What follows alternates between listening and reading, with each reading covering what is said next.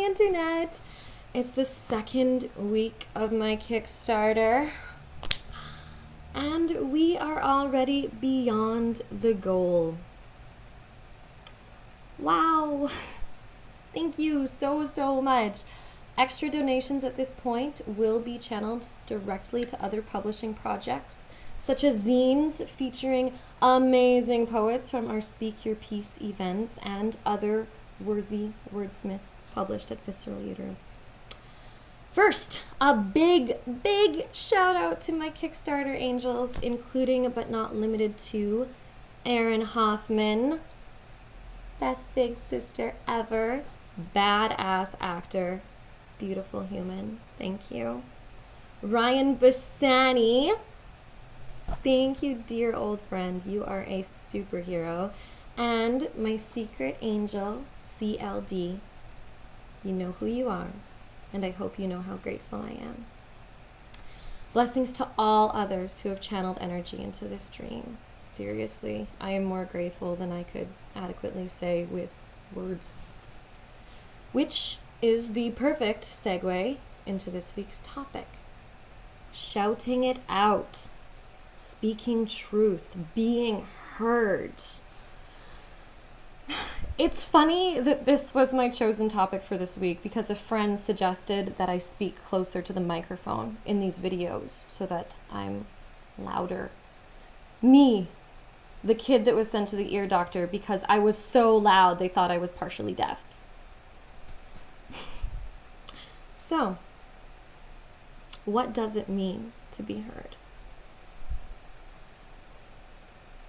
We live in a strange world. For the first time in known history, anyone, anywhere can express their sentiments to a public forum, providing they have a keypad and Wi-Fi. There's a resulting constant surge from feed to feed, yet so little leaves impact. I recognize there's empowerment available here to those who lack other platforms, and that's flippin' awesome. But I also wonder if this constant clicking is indicative of a greater need, some connection absent from all this connectivity. Now, I am not an internet-savvy pixie. When I was stripping in Ontario, I owned no computer and a cute little flip phone. I wrote my last novel on a typewriter. I don't even know how to edit these videos, yet the longing to share, to shout it out, has always been present in me, and I believe is present in us all. When I first got into writing, I was manic for getting my word out. I submitted short stories to magazines literally every week. This resulted in frequent publication, and you know what? I felt more lonely than ever. There is no satisfaction in compulsion, yet compulsion promises satisfaction. So, if you're at the bottom of the barrel, if your video doesn't get many clicks, if your show was dead, if so-and-so rejected your article, or your life partner or parent doesn't get it, whatever it may be, you feel left behind. Like everybody is being heard but you. Have you seen The Princess Diaries? Don't laugh, it's actually good. Anne Hathaway's best friend is pretty archetypal for the best friend figure. She's feisty and political. She's always campaigning something on her cable show. And there's this bit where she says, I'm paraphrasing here, I just found out my cable show reaches 12 people. Wanting to rock the world, but having zip power like me, now that's a nightmare. So where does that leave us when we have a message and we're unheard? Usually pissed.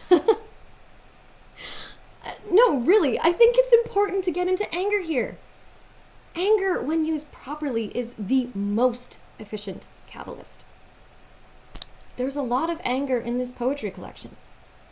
I read some of these poems back and they surprise me with their vitriol. Hence, content warnings. I mean, there's love and hope and all the schmoopy stuff, but the anger is undeniable. We as a society are uncomfortable with anger in its purest form, instead stuck in a cycle of repress and explode. People raised as women tend to struggle with even verbalizing anger due to repressive patriarchal constructs, whereas humans raised with more masculine expectations are taught to repress probably every emotion except anger. Obviously, this creates a severe imbalance in our collective psyche. Carl Jung once said, "What you resist persists." He also said, "The tension of opposites strives for balance." When I see the way we deal with anger, I sense that very striving, that yearning to come to some middle point. There's a lot of anger on the internet. It seems some are so unheard in their daily lives, they'll dump toxins on any open target, any perceivable trigger to their own pain. We have to get angry. But we can't stay there. We've all got to purge, and some of us have to purge a lot. Some groups of people have been absorbing negativity for centuries. But we have to be conscious whether we're cleansing or addicted to the rush. Are you sharing something that will move us forward? Or are you merely impassioned by that clickety-click compulsion? I once had a friend who paraphrased an old proverb. If what you have to say is less beautiful than silence, shut up. And this isn't to police content by any means. I like to think that anything true is truly beautiful. If what you have to say is aligned to your highest truth, hell yeah, shout it out. Otherwise, breathe first. Shout later.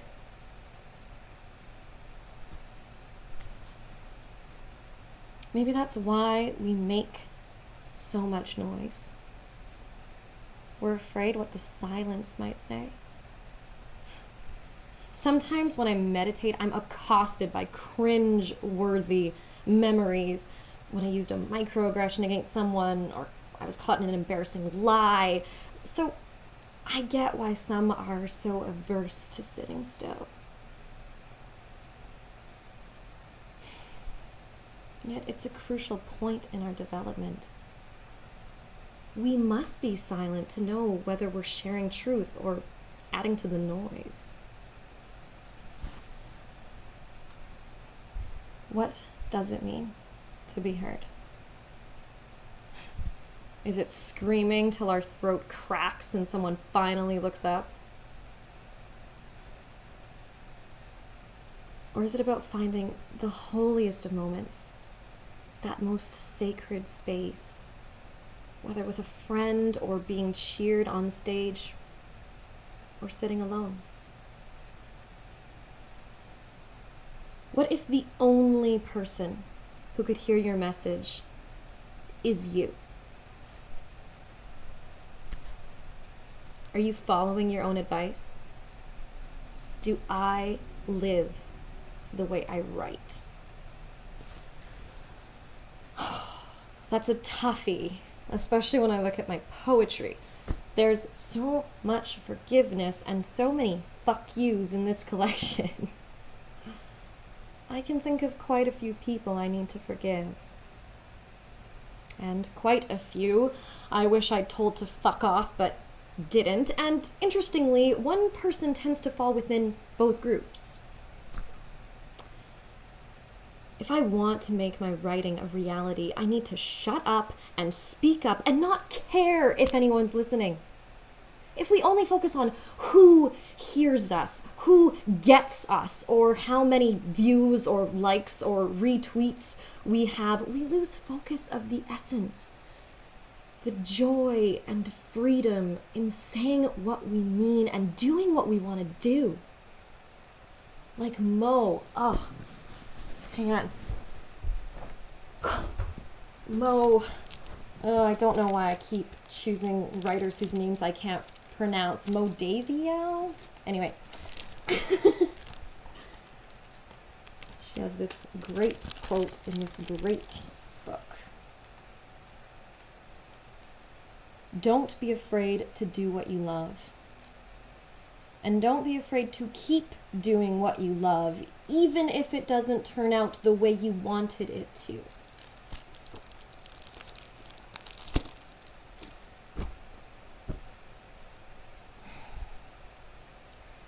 Honestly, even if I never had a single other living human listen to or read my words, I would keep writing. I publish people's poetry on Visceral Uterus, and we average 30 hits per publication, and I still do it because when I receive a submission that rocks my socks, I want to share it with the world. Even if the world only equates to 30 people in that instance, it's worth it. I have to believe these words will reach whomever needs them in this moment. I create for the love of creation. I love the writing process, the struggle, the triumph, the blast of inspiration, the humble knowledge that no idea is my own.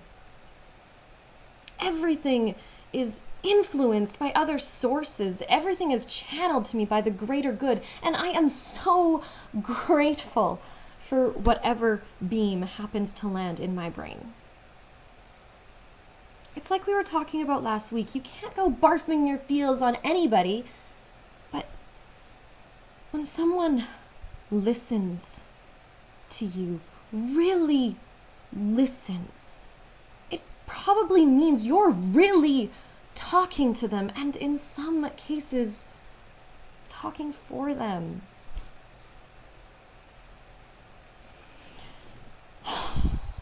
True art gives words to all we feel but don't know how to say.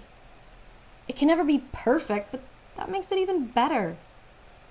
It's sloppy, it's real, it's naked.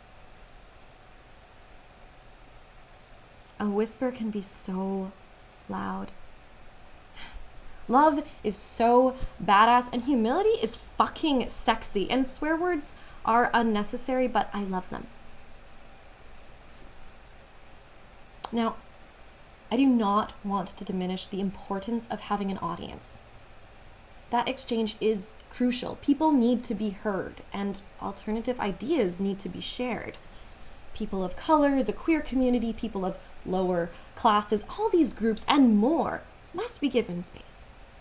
Not to tokenize, but to expand our minds for the better of the collective. We are literally all in this together. How can we hope to heal ourselves or each other if we can't listen? I saw a quote on my Facebook time feed thing the other day. Yes, I used Facebook as research here, and I'm at peace with that. It was a quote credited to Cheryl Richardson. People start to heal the moment they feel heard.